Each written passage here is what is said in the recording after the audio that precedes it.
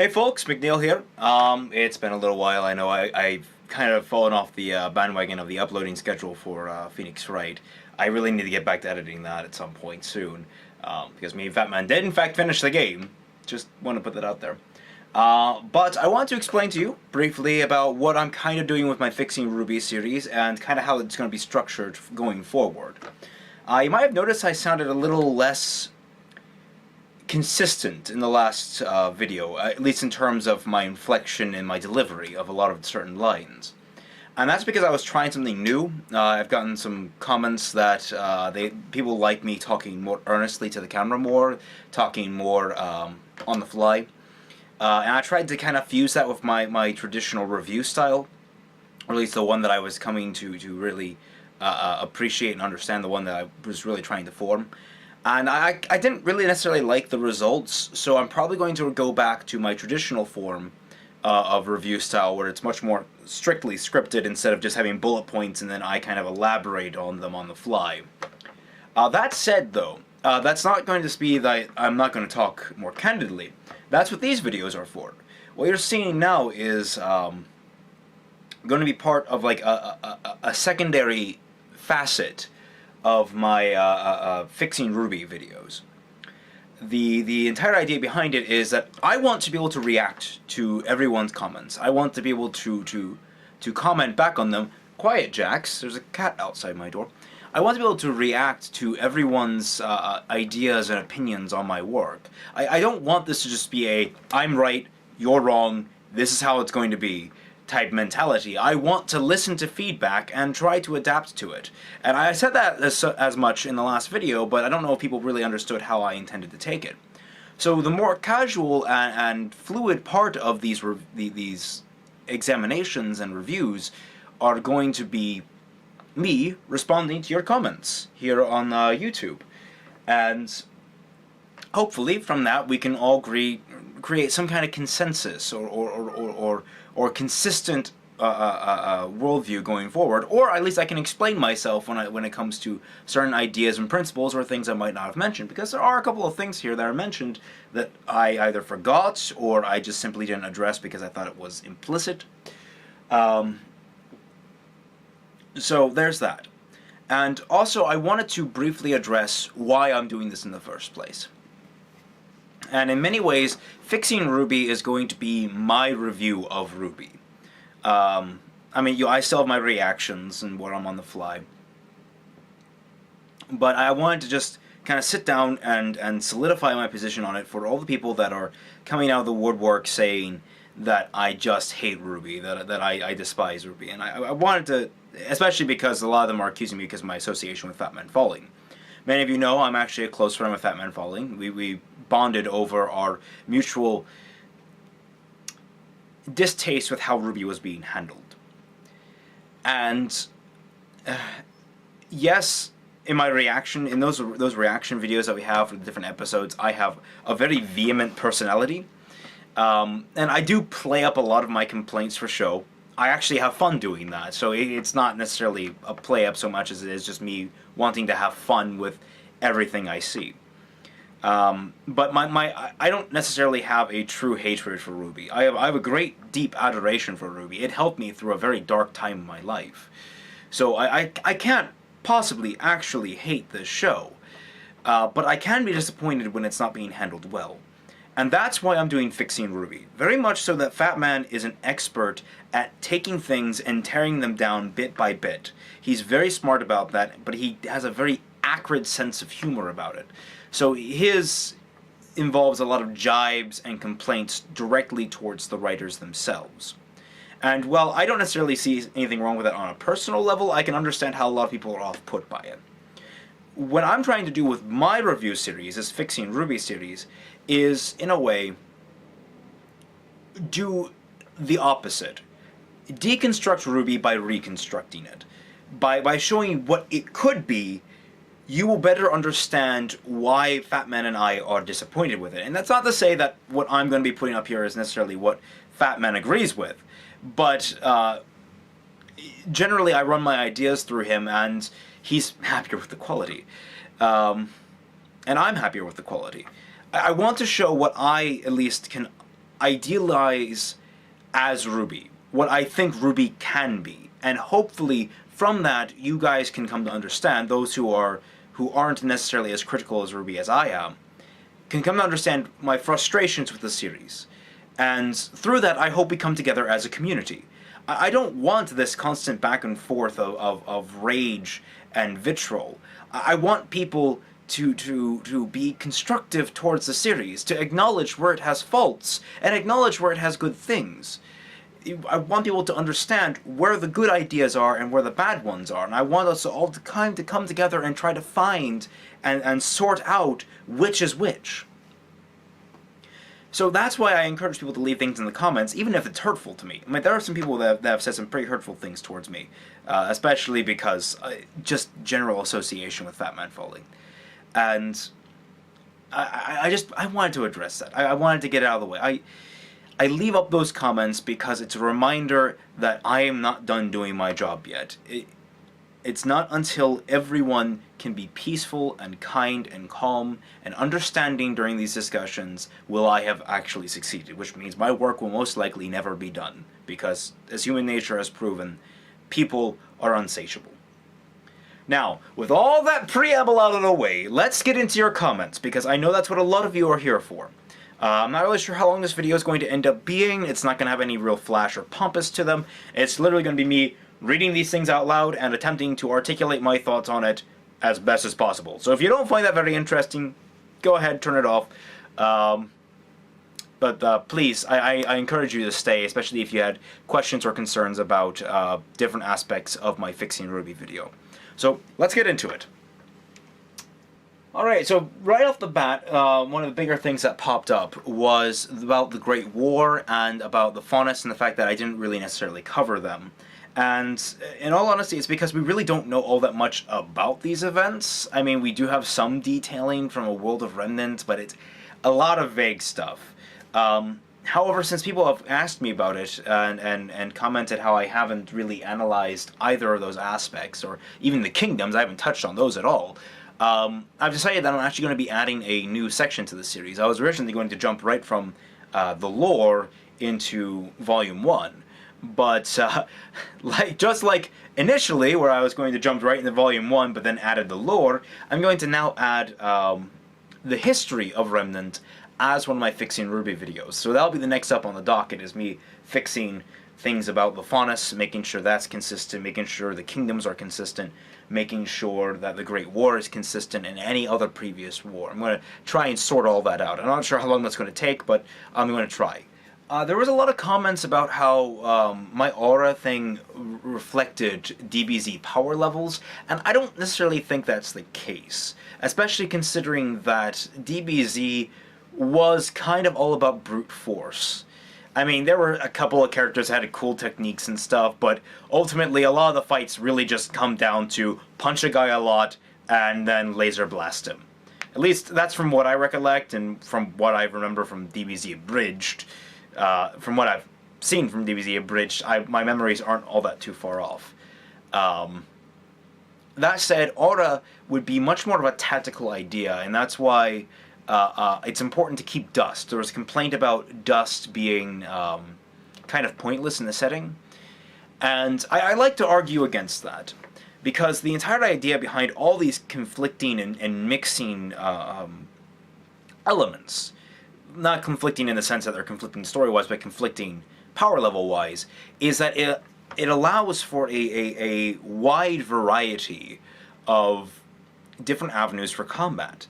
You can have characters that are completely dependent upon dust because their aura sucks. Their aura is just terrible. They don't have a useful semblance, but they're really freaking clever and they can utilize dust as a weapon, as a tool. Their weapons maybe are based entirely around using it. Likewise, you have characters that are just inept with dust, and they're almost solely reliant upon their aura and upon their brute strength. I kind of like Yang. It's kind of weird how often Yang comes up as a reference point in this. When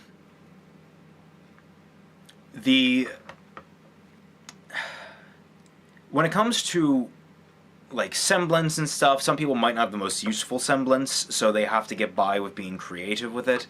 When it comes to the weapons, the idea I have is that there's sort of a grid going on here, or a four-pronged scale. That's the wrong word. The idea I had was that there was there are kind of four pillars to the RWBY universe that all interact. You've got aura, semblance, dust, and weapons. And I guess you could kind of wedge in there a fifth being combat style, because that does play a key role in how the combat evolves. But all these elements bounce off each other in different, unique ways. Seeing someone utilize dust instead of aura, instead of magic, which will be introduced later. That's going to be a sixth prong. That's going to be something that I'm going to cover in volumes 2, 3, and 4-ish, because when the maidens get introduced, that they're supposed to be a wrench in the works, a wrench in the gears. But magic I'll cover independently. But I hope you guys get that idea, that the aura is not necessarily the sole determinator of a fight, whereas power level kind of was in DBZ. Although power level in DBZ couldn't be measured, that was kind of the purpose of the power levels. But solely, it's simply it's a measurement of something in the universe. It is showing that the people in the universe are more than self-aware about how this particular facet of their world works. And while they're still not sure on 100% of it, like we're not sure about a lot of things, they have at least a grasp on how to measure it and how to utilize it. The ideas about kingdoms. I'm not really sure how edited this is going to be. I might do cuts and such, but I'm not sure.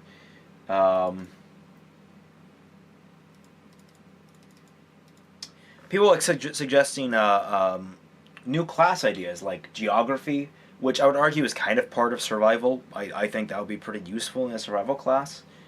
And correcting me on how to pronounce Nukalev. Nukalevi. Nukalevi? Nukalevi? Nakalevi? Nukalevi, Nakalevi. It doesn't matter. It's hard to pronounce. It's like Norse. Port is confirmed to be racist against rat faunus. Ah, yes, here's another thing about aura that I did forget to specify, although more so I kind of cut it because I did have ideas for it, but I cut it for time and for simplicity's sake. But I will elaborate on my ideas when it comes to different damaging types against aura. And the idea I had is that everyone's aura is different in the way that it behaves against certain weapons. Because it's very much pointed out that hammers are super effective in this universe. I'm going to tweak that a little bit. There are hard light auras that are incredibly solid. They're like solid walls against your skin. They're like metal plating. And I should mention that this has no bearing. This is why I didn't mention it. It's kind of confusing. You have durability, you have duration, and then on top of that, you would have a typing. And the typing would be soft, hard, fluid, something like that. Soft auras would be very good against hammers, but not very good against blades. Think of a slime in any traditional RPG, where typically it's kind of weird because in Pathfinder they're weak to hammers, but in this kind of setting it makes more sense that hammers kind of gel against like a liquid layer. Your aura is more liquidy in substance, and it absorbs blunt impact far better. But then a bladed weapon will cut through it more efficiently.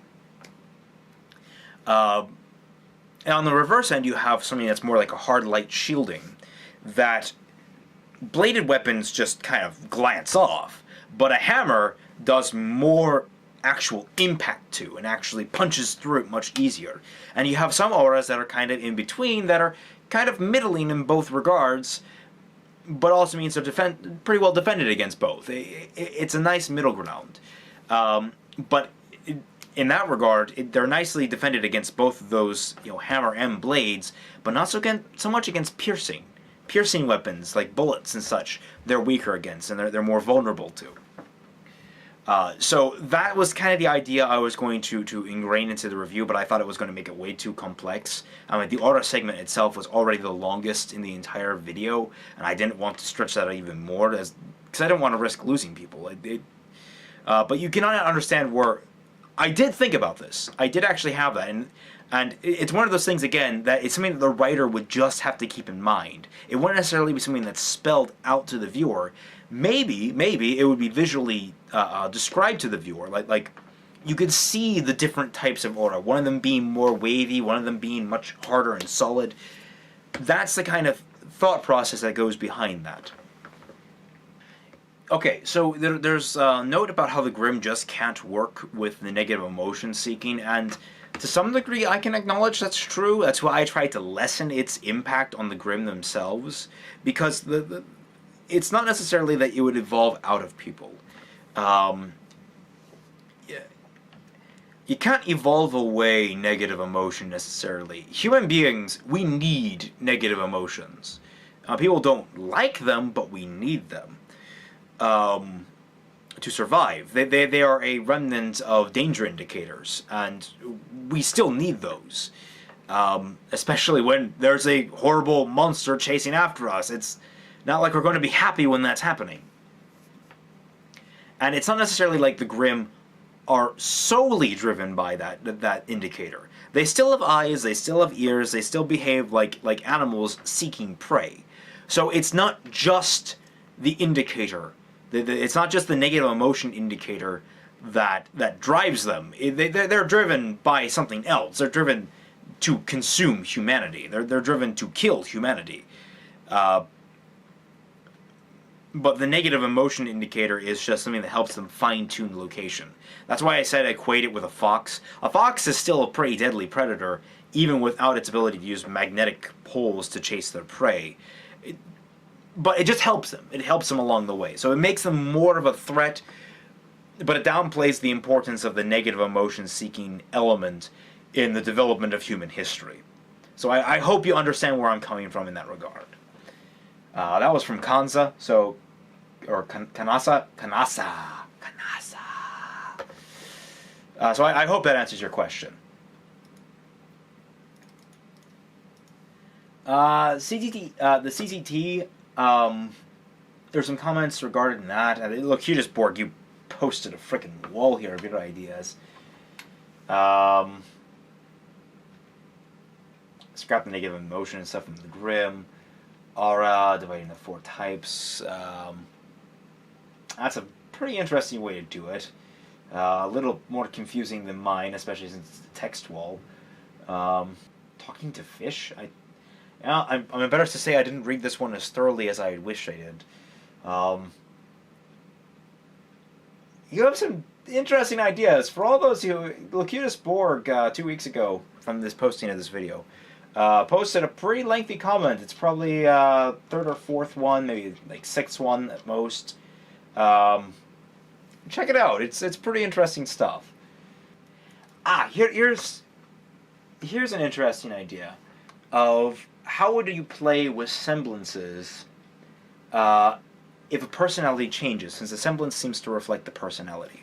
And here's where some of my own personal philosophy does leak into my writing and my observations. What I personally believe that people have a core personality. And you might be like, no, everyone changes, A leopard can change a leopard's spots do actually change, as I understand it. They do change as they grow older. But it doesn't change the fact that it's a leopard. See where I'm coming from there? A person's outward actions and beliefs can be tapered by internal monologue. You can be a racist, but you can taper yourself to not be a racist. You'll still have those thoughts on the inside.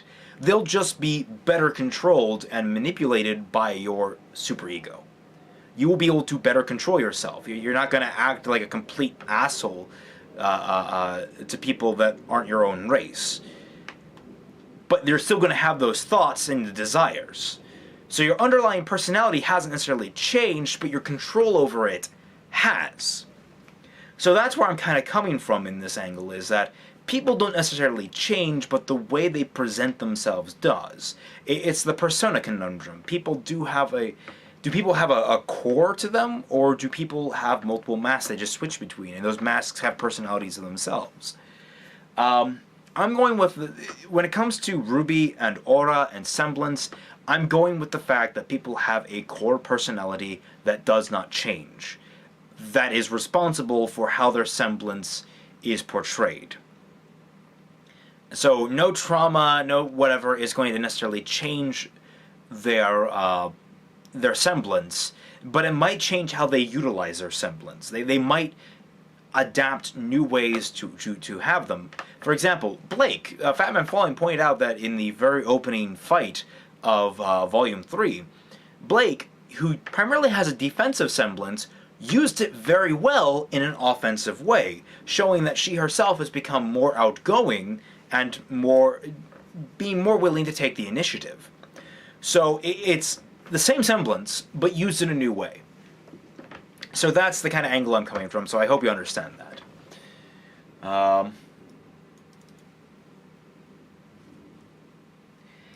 Someone wanted to point out that, yes, aura still does... you're still injured when you're attacked, even if you have aura. That's the reason that there was the whole durability thing. It's sort of like damage reduction, where it actually does reduce the amount of damage. So if you're attacked by a blade and it cuts through, it's reducing the amount of the blade cuts, but it's not stopping the blade from getting through altogether. You're still going to feel the pain, and your body is still going to get hurt, but aura will reduce it by a certain fraction. Yeah, so people can still basically break through aura. It's not hard to punch through aura, which is why heavy hitters are still so effective. They can punch through all the DR, all the damage reduction. But finesse people have to whittle down the aura before they can do significant amounts of damage. I hope that makes sense. I'm kind of rambling there, I feel. So just want to clarify. Aura does not eliminate pain, does not eliminate actual damage to the body. It just reduces it. So if you have a high durability, you're not going to be taken as your arm's not going to break when it's cut in a vice. If you have a weak aura, your arm's going to break like it's in a vice. I hope that clears it up, but it might not.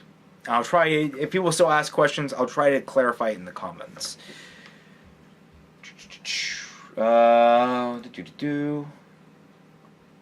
Have I ever watched Hunter x Hunter? Nope. I never have in my life. Sorry, buddy. Sorry, Romulus Numa. Someone pointed out that aura should be unlockable through martial training and meditation. And I actually agree with that, and I'm going to add that. That is very possible. Ironically, you would think that Ren would be the one to have done that, but I'm actually going to say that maybe Nora is the one to have actually unlocked her semblance that way, and her aura that way. I think that would be very interesting. And the same thing about some people should still be affected by some of the force still coming at them. So I agree with that as well. Yes, mentioning that dust should function like materia from Final Fantasy VII, that's not a bad idea. That's about baseline of what I'm looking for. It can be utilized in a mixture of different ways. Why can't aura be just the Halo energy shield? That's a kind of complicated question because A, we don't want to steal right from the Halo energy shield, and B, because it doesn't behave that way in the show. It does actually show it behaves in different ways, and it behaves more like a health meter than it does a Halo energy shield, because the Halo energy shield recharges quite quickly, whereas aura takes some time to reform itself. So that right there is sort of the breaking point. Is that I'm still trying to be faithful to what the show has shown us in some regards. I'm not trying to tweak too much of the show so it becomes unrecognizable from what it is. I'm trying to maintain what of RWBY there is that isn't contradictory. And if there are contradictions, it's like unraveling a ball of yarn. You're just trying to get the knots out. Oh yes, Malik Reef suggesting that he buys a shotgun, kidnapped me, Fat Man, British Ninja, Locutus Spork, and the guy with the panda. And make a deal with Roots Chief to have us right. Chain us down, preventing escape, remove objects, collect all the profits, and money bath. Malik, you are a sick individual. I like your style. How am I... Okay, so here's a question from Jim Jimmington. Great name, by the way. Absolutely love it. How would I show dust being used as a fuel source or such things? And how can Torchwick steal it without the entire kingdom grinding to a halt? Legitimately good questions, and those are ones I'll probably cover in the actual volume proper. But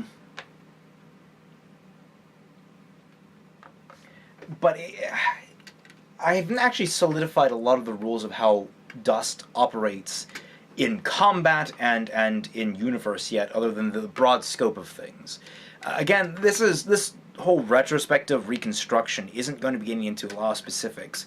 There's going to be parts where I'm going to be like, well, in this particular scene, we can obviously insert some little hints here and little tidbits here, but for the overall, it's just going to be broad strokes. So the kind of questions you're asking is very, very specific in the scene, in the moment things. And if it occurs to me in the moment while I'm writing particular moments of the series, I will be sure to include it. But for the most part, it's going to be rather vague. I think clarifying its position in the universe is important enough as it is, just so that we know where everything stands in relation to one another.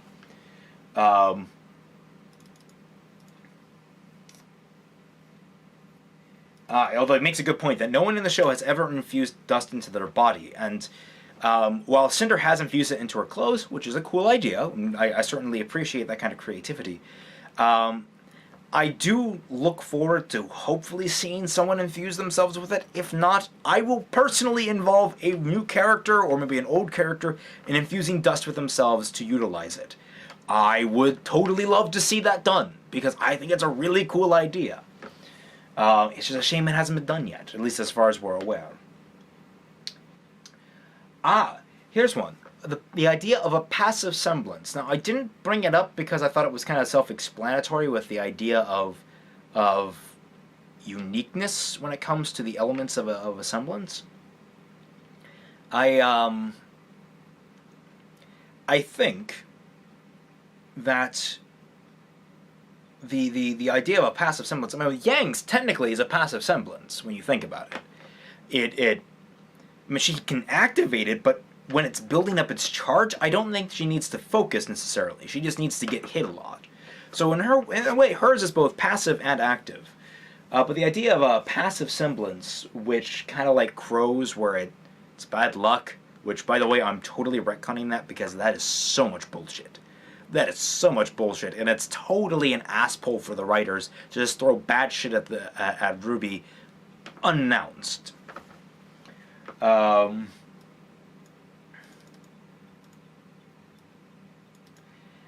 Romulus Numa also makes a really good point here that it'd be interesting to have someone with a semblance that's more poisonous than it is helpful.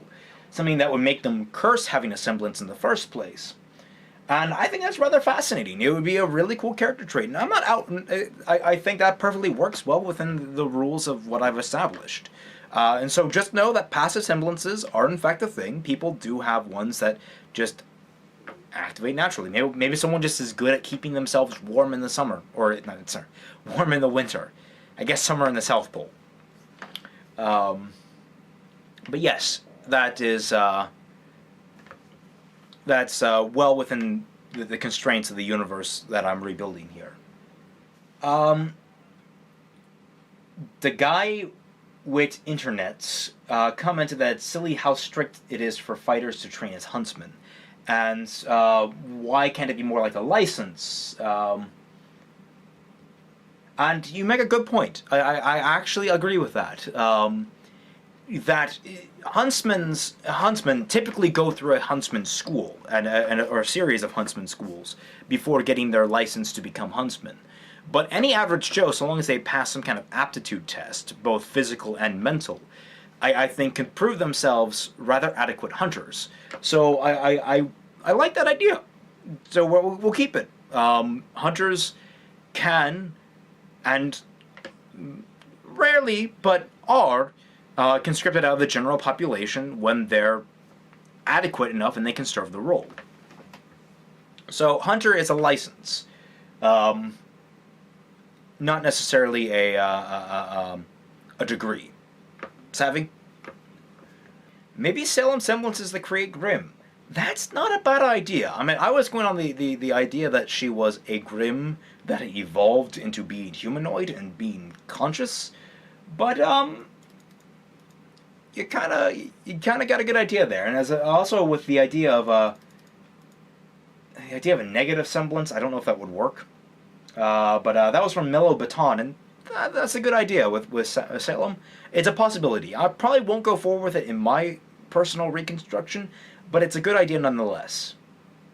No, Inquisitor Thomas, another one of my more loyal followers.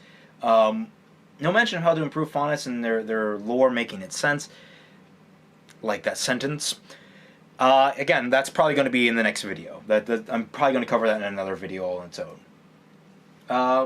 Moderately entertained comments that changing the lore of the gods would probably work better in the favor with having the younger brother create animals and the older one create humans, and then the younger brother, out of spite, creates the Grimm because it's the entire argument of order versus chaos.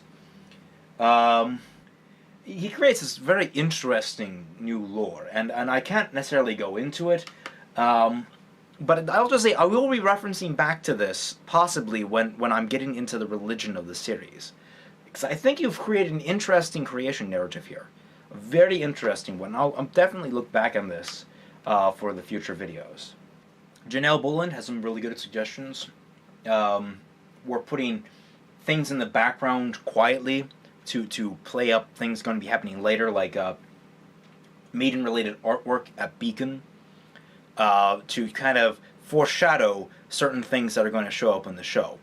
And I'm perfectly on board with that. I was going to do that anyway, but it's good to have people articulating those thoughts and understanding how important foreshadowing is, at least really good foreshadowing. Not the foreshadowing of someone named Pira Nikos. Really? What's going to happen to her? I wonder! Devin Eng commented that he believes that aura should be based upon the willpower of the subject. And I think to an extent that's true, because it goes back to that whole core personality thing, which where semblance is shaped off of that. I think if you have strong willpower, it's more likely that your aura is also going to be strong in some way, shape, or form. Whether it be your willpower to get through something quickly, which determines how durable let's say, like the more willpower you have in the moment, what determines how much aura you get durability wise. So if you're really good at getting things done immediately, if you're really driven to get things done immediately and you can sustain that for a brief period of time, you're going to have very good durability. But if you burn out quickly, you're not going to have a very good duration. I'm kind of just rambling out loud in this circumstance, but it's not necessarily wrong that willpower plays a significant role in aura and how much aura you have and how powerful it is. It's not maybe the only key. I think there might be possibly some genetics in there. Again, we don't know where aura comes from. People don't know, so there might be some kind of genetic trait in there. Especially since you could easily have like lineages of families where aura is incredibly strong. So there might be hereditary things to take into consideration, personality traits that might come into play, some other unworldly source that we're not privy to. Maybe the way it's unlocked is important. Maybe the idea, there is an idea that maybe people can train their aura to be stronger. Now, I don't know how I feel about that personally. The idea I was going for is that people were kind of locked in once they unlock their aura, but I think it's fair to say that people could possibly train it to be better, to improve it, to make it stronger. And I think I'll integrate that. I think people actually improving themselves, improving their aura's duration, I think that's possible. Now, how they do it, I haven't decided yet. Might be through some kind of meditation, might be through some kind of force strength training, like weighted clothing, that kind of thing. But people improving their aura through training is a possibility in this revamped setting. So keep that in mind going forward. It might probably never come up, but if it does, I'll be sure to try and analyze it from a much more objective standpoint instead of this sort of rambling moment-to-moment comment. Here's the comment that really made me comment on how I like things there being several pillars to the different combat and facets of the world. 1000 Rogue Leader was very, very criticizing of RWBY's lore, particularly because it's just so messy. And it is messy, because the writers have no care and love for it. At least it seems that way to me. It seems that they really don't know how to treat it. You're angry at the lore being a mess, but it's like an abused puppy. You don't blame the puppy for being misbehaving or not being properly trained. The previous owner just didn't take care of it properly. So that's why I'm doing this series. It's just trying to taking a rescue animal and try to bring it up to be a healthy animal, to be healthy and something that can be universally adored all over. Although everyone's commenting they would do away with the CCT entirely. I don't know. I kind of like the CCT if it were handled correctly, which is why I handled it. I handled it correctly in this lore recap. Especially since someone was like, and it'll probably be a later comment, and I'll point it out when I get to it and who it was. They were explaining how it doesn't make any sense because people can't get in contact with each other. Like, that's the reason they needed the CCT to work the way it does. But when you think about it, the only people that would be in contact, like, why wouldn't Team RWBY be in contact? It's the big question. Well, alright, going by my rules, Yang is still out of the picture. Yang can't contact anyone because the Veil Tower is still down. If we're going by my rules, Blake, when she fled, dropped her scroll on purpose to leave it behind because she didn't want to be affiliated with his life. She's running away again. That's perfectly in character. Her checking that and just trying to run away from all the bad memories. So she's out of communication. Boom. Done. Weiss would probably be forbidden from contacting anyone in the other kingdoms, and she probably wouldn't even know that RWBY is out on her journey out to Haven. So she wouldn't have any necessarily need to contact RWBY, nor would she think to contact RWBY because Veil's tower is still down. She probably thinks that RWBY is still in Veil. So no one would be contacting anyone. RWBY might try and contact Weiss, but who knows if that's going to get through, especially because the Schnee seem to have personal operators. So it's very easy that Mr. Schnee, being the asshole prick that he is, could have easily told the operator, hey, don't let any of these people contact Weiss ever again. I mean, it's easy to explain in my new setting. Malcolm Neal commenting on how RWBY, I mean, he has his own rules and stuff here. I like how many people have commented twice or so to actually really clarify their own thoughts.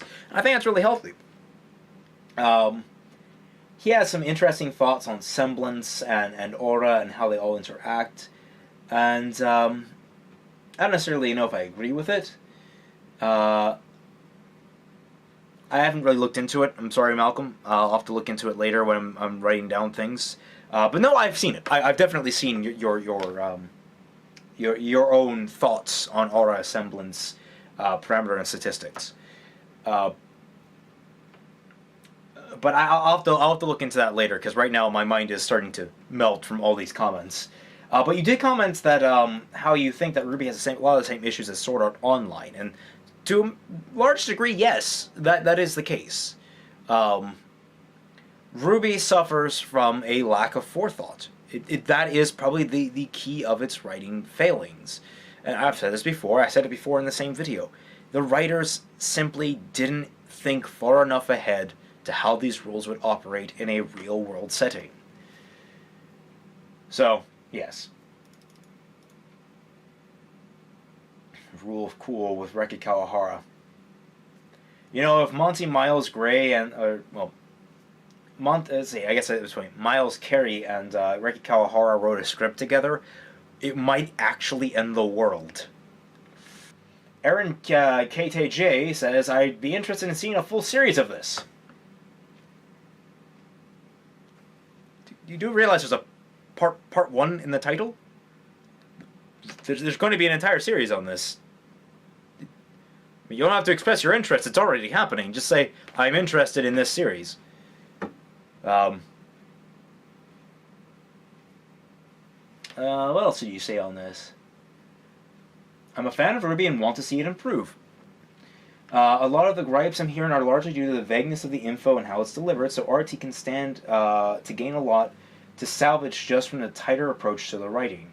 I appreciate the comments here too. I'm actually trying to work on a story with inspiration from RWBY, similar work. This is the kind of comment that I love, because it doesn't necessarily offer much to elaborate on. It simply shows someone who, again, loves the show, but wants to see it improve. And that's what I'm trying to see. That's what I'm trying to do. So it's just good to know that people like that are out there. Sorry, Toast Ghost, I didn't mean to make you jump out of your skin there. He got stunned, he got shocked by the sandstorm lice bit. Interesting, yeah, Mellow Baton, again, you're having some good thoughts here. Would aura emit particles or waves that act as a barrier? If so, would there be a way to cancel that out? I would say so, yes. In fact, that's probably how technology is able to measure the durability and duration of a user's aura. But if there would be a way to cancel it out, that's a fascinating idea, and I would probably agree that there is some way. I mean, in Final Fantasy, they always introduce certain things like anti-magic fields, where it prevents you from being able to use your powers. That'd be a fascinating thing. I would love to see that explored, and if they introduce something like that in the future, or an opportunity where I can slide that in, you bet I will. The Anonymous guy, again, I'll get to the maidens later, and how I will do them.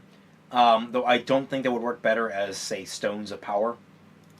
I kind of like some of the maiden ideology. I just think it was introduced way too late and way too quickly. Alistair 555 brings up a good point, though. There are several facets of the show that I still don't know about. That there are things that, I mean, the series is still ongoing. At time of recording this particular video, and at the time of starting my Fixing RWBY series, Volume 4 has only just concluded. So there's several more volumes to go, I'm sure. I have no idea when the show is going to end. But there are going to be things coming up in the future that might very well contradict entirely what I've done in this series, and I will try to make a video in order to address that. Or there might be new facets added that I wasn't aware of. Who knows? Maybe Gundams exist. I mean, they already have big mechs. Why not Gundams? God, I hope they don't introduce Gundams. That would just drag the entire show down even more. Even though it'd be cool, it'd be so stupid. Chris Hall made the point that, yeah, the DBZ power levels are the aura, but how they become very good for the start of the story. And that's what I wanted to get across. They're very good for the start of the story, but then they kind of fade into the background. You want to introduce the idea of aura and how it's they have measurements for it, that they actually have ratings for it, but the viewer doesn't necessarily need to know them necessarily. It just needs to be kept in mind and consistent within the show itself when it's acted upon. Someone doesn't need to know the measurement of a person's aura, but the writer does. The writer needs to know that, say, Ciel, she has a really weak aura. You need to keep that in mind as a writer. She has an incredibly weak aura. She has weak durability and weak duration, which means she's not a good frontline combatant. That's why she has Penny. That's why she's teamed up with Penny. So she's just there as an assist. She is there to be an assistant. And if she's not there as an assistant, if she's a frontline gunner all of a sudden, that ain't going to fly. People are going to be like, wait, wasn't she just cowering behind Penny like 20 minutes ago? That's the kind of stuff you need to keep in mind. Kyle Hall, how do you train everyone in combat if they have unique styles? That's a very good point.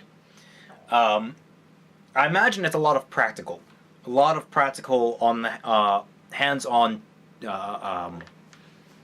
combat, where there's like hologram or robotic threats for students to displace. That there's probably some kind of, tournaments, obviously. Training people with different styles of combat is more about allowing them to explore their own form and giving them the option to change up their form and explore new ones in a safe environment than it is about teaching them it. Especially at this point where I can imagine earlier education like Signal has probably ingrained in them, at least shown them what they're good at. They probably put them through the ringer of some sort there in order to test them to see what their preferred skills are, their more unique facets of what they're best at. Basically, Signal and other pre-Beacon-esque schools would be there to kind of test people and show them where they actually belong in placement, where they actually belong in combat, what they're best at when it comes to that kind of thing. Hot Sauce 1v1 makes an interesting point that I didn't cover the offensive capability of Aura. And I kind of touched on that, where you can actually invoke Aura to make yourself stronger or faster while burning minutes of duration. But I guess you could also expand that to, you can envelop your weapon in it to actually strengthen how hard it hits, or how much damage it does. You can actually improve your weapon's durability, because you're now also safeguarding your weapon from damage. And he also makes a good point how he disagrees with semblance effects and traits, and how I especially used an image of Yang and Nora. And here's the thing, they are not equivalent semblances by any means. They do have slight differences to how they function on the core principle of it. It's not just get hit back harder. Nora's is like a flash in the pan. Yang's is a gradual build. But that's it goes with the territory that semblances are still unique. I'm just trying to give a way for repetition to be involved and certain labelings to still be used, while also maintaining a way of that being realistic. So again, many unique semblances, but they're all classified. I'm losing my articulation here. Right. Okay. So let me re-articulate that. Semblances are unique because they have an effect and a trait. It doesn't mean that Nora's and Yang's are the same. Nora's and the Yang's are very similar. They have a very similar effect. Very different traits, but very similar effect. But even their effect is different because it's fine-tuned. I'm just saying that you can have minute differences between effects as well. That's possible. You can have fine-tuned uniqueness. I'm just saying that on the broad scope of things, when it comes to labeling and generalizing, effect and trait are usually how it's categorized.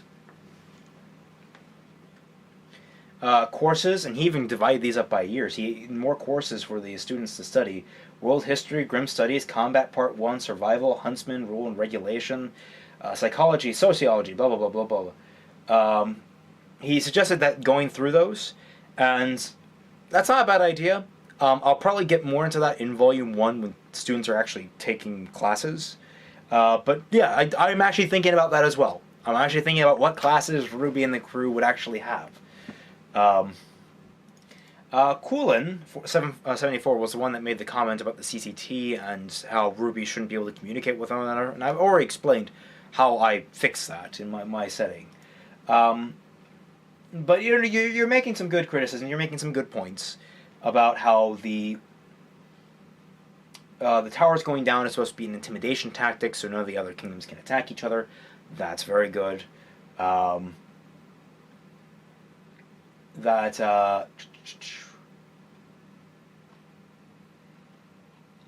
I can't necessarily agree with that. I mean, I can see where you're coming from, and I accept it, but I don't think I'll use it. I don't think it necessarily works in the context of things. Although later, if I find it does actually work I might go back and tweak the CCT. I'll have to see how I'm feeling about things. Here's a good question. What drove philosophers to make the connection between the soul and the aura?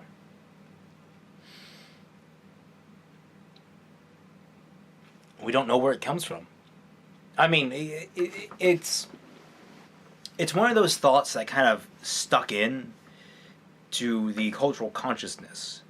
It's one of those ideas that just latched on and never stopped going.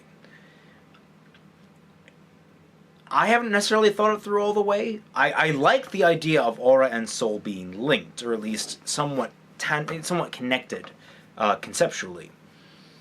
And the idea that maybe aura does get stronger the more you develop as a person. The aura maybe gets stronger the more you use it, or maybe gets weaker in times of personal weakness, might lend itself to reflect that your soul does actually fluctuate in time with the aura. There could be any number of reasons that people linked aura and the soul. I mean, not just necessarily one or the other, especially considering the nature of the philosophy on the subject.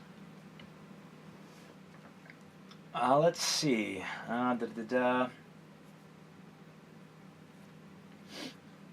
The Grimm treats similar to how the Attack on Titan. Jack of many names makes a good point that it is very similar.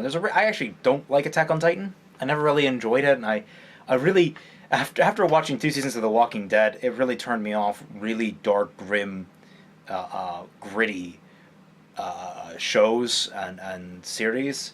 I like the happier, more uplifting stuff. But you make a good point about how the Grimm should be treated versus how they are treated. Where they like more of an infestation, where hordes are the big issue. I like that idea. I'm probably not going to go with it, but you make a good point, and I think that's a good alternative way to deal with the Grimm, to handle them in the story as a horde infestation as opposed to being individual threats.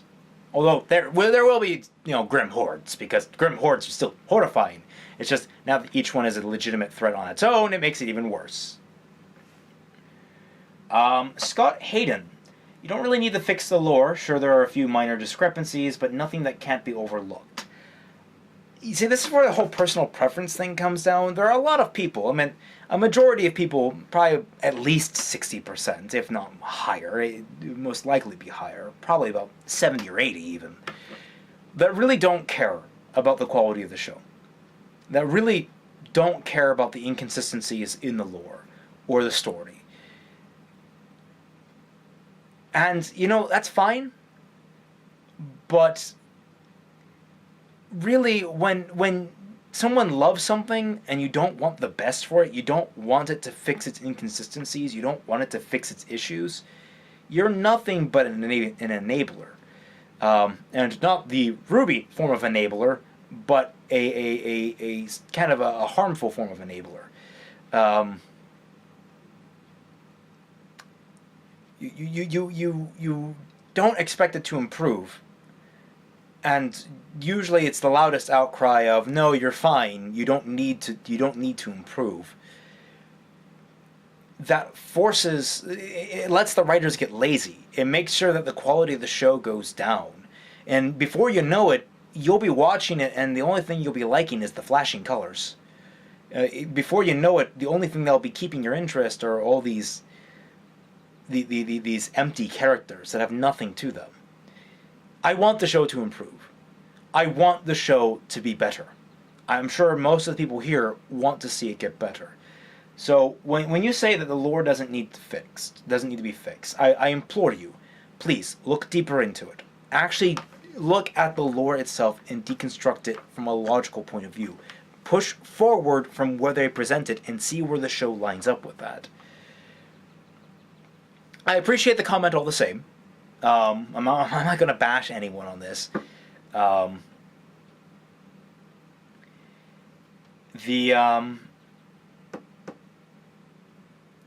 so I wanted to address that. I want the show to be better. I want it to improve. And in fact, that's one reason I ask people to criticize me.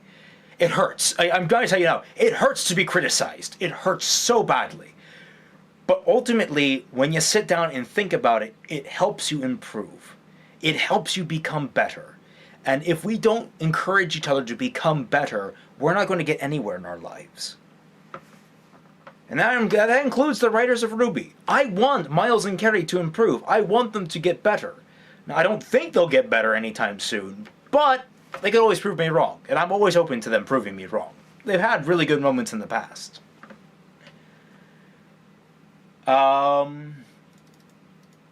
S-Blower makes a point about how is Yang supposed to be a criminal. I'll probably address that when I address the trailers. But you made a good point that I never really thought about before. Thanks for bringing that up. I'll definitely be thinking about that in the future.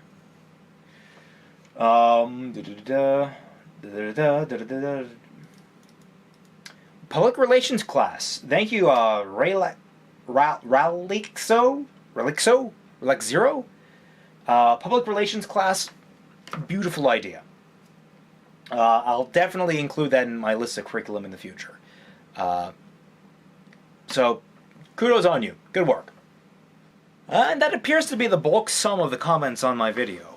Now, before I sign off, I would like to thank everyone for commenting. Even the people that bashed me, even the people that challenged me, especially the people that challenged me, especially the people that bashed me. I appreciate all of your comments, and I want to hear from you. I want us all to work together to make this show much better than what we're currently getting. Now, a few notes before I sign off. The last video was one of the my Fixing RWBY video was the highest viewed video I have on my YouTube now. It's the fastest growing, it's the most watched, and yet I'm making pennies on the cents from AdSense on it, whereas videos used to make videos of that caliber used to make a couple of dollars alone. Sadly, it appears as though YouTube's ad revenue system has been trying to bite me in the back. So I implore people, if you enjoy these videos, if you enjoy the work I'm putting out, please go check out my Patreon. I don't really have much on it. I can't guarantee that I'm going to give all the patron rewards. I'm very bad at this. I'm so new. But times are starting to get tough with YouTube, especially with all the ad issues going down. And I want to make this my career. I want to be able to make these videos and churn out one a week. At this rate, I can only really churn out one a month, at best. And I'm trying. So if you dedicate, at the minimum, $1 a month, and it would help me out immensely. It would put me one step closer, $1 closer to being able to quit my day job and actually sit down and work on these videos full time for you. I want all of you to have fun with me doing all of this. So I implore you, please check out my Patreon. I know this might sound like e-begging, but it's e-begging. No, it's just kind of disappointing. YouTube ad revenue was going pretty smoothly for me, and then all of a sudden all this drama hits and right down the chute. But negative thoughts aside, even if you don't visit my Patreon, if you just come here for the videos and get them for free, because all the videos will be for free, I'm not going to hide anything behind a paywall. Thank you all for watching. and I really hope to see you all in the next installment. Next up on the docket is not the next installment, though. It's probably going to be something else. If you want, going up in a few days is going to be a new fanfiction chapter on my fanfiction website, which is also linked to my Patreon. So if you want to check that out, it's in Little Witch Academia fandom. I hope you all enjoy that one. But the next video going up here will most likely be some kind of abridged, sort of. Until next time, guys, catch you on the flip side.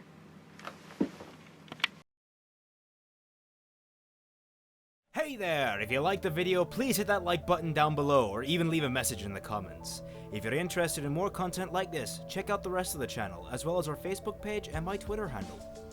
If you'd like updates on our newest content, hit that subscribe button so our news of our most recent work reaches you as fast as possible. And if you're feeling especially generous today, please check out our Patreon page. It's thanks to you, our faithful fans and followers, that we can make the content that we love. Please keep up that support, and as always, we'll catch you on the flip side.